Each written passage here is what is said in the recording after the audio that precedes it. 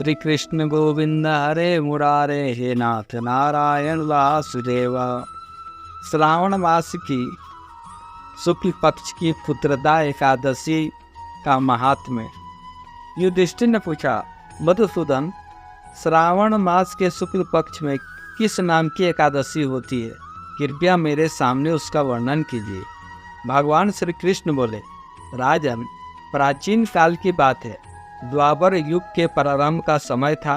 महिष्टमपुरी में राजा महिजित अपने राज का पालन करते थे, किंतु उन्हें कोई पुत्र नहीं था। इसलिए वह राज उन्हें सुखदायक नहीं प्रतीत होता था।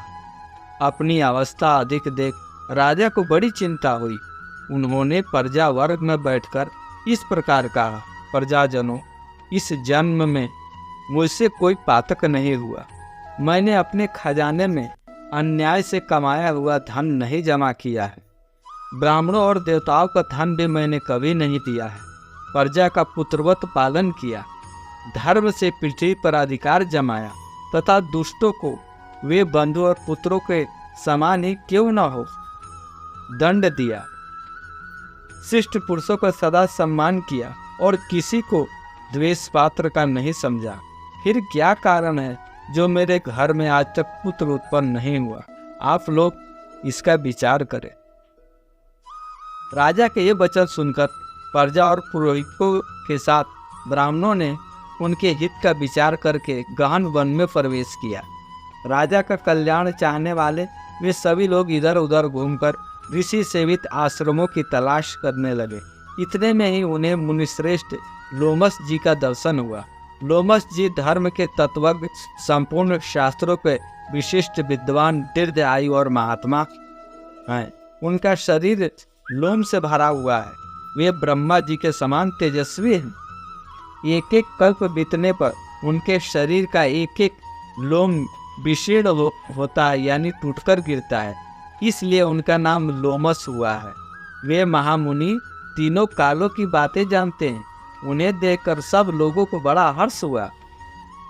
उन्हें निकट आया देख लोमस जी ने पूछा, तुम सब लोग किस लिए यहाँ आए हो?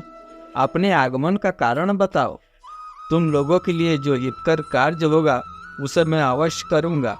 प्रजाओं ने कहा, ब्राह्मण, इस समय महिजित नाम वाले जो राजा हैं उन्हें कोई पुत्र नहीं है।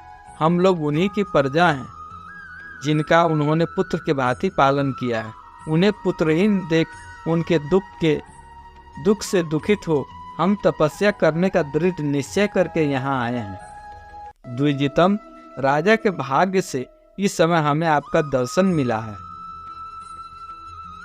महापुरुषों के दर्शन से ही मनुष्यों के सब कार्य सिद्ध हो जाते हैं। मुने, अब हमें इस उपाय का उपदेश कीजिए जिससे राजा को पुत्र की प्राप्ति हो। उनकी बात सुनकर महर्षि लोमस 2 घड़ी तक ध्यान मग्न हो गए। तत्पश्चात राजा के प्राचीन जन्म का वृत्तांत जानकर उन्होंने कहा, प्रजा वृंद सुनो। राजा महिजित पूर्व जन्म में मनुष्यों को चूसने वाला धनहीन वैश्य था। वह वैश्य गांव गांव में घूमकर व्यापार किया करता था। एक दिन जेठ के शुक्ल पक्ष में 10वीं तिथि को जब दोपहर का सूर्य तप रहा था, वह गांव के ही सीमा में एक जलाशय पर पहुंचा। पानी से भरी हुई बावली देखकर वैश्य ने वहां जल पीने का विचार किया। इतने में ही वहां बछड़े के साथ एक गौ भी आ पहुंची। वह प्यास से व्याकुल और ताप से पीड़ित थी, अतः बावली में जाकर जल पीने लगी।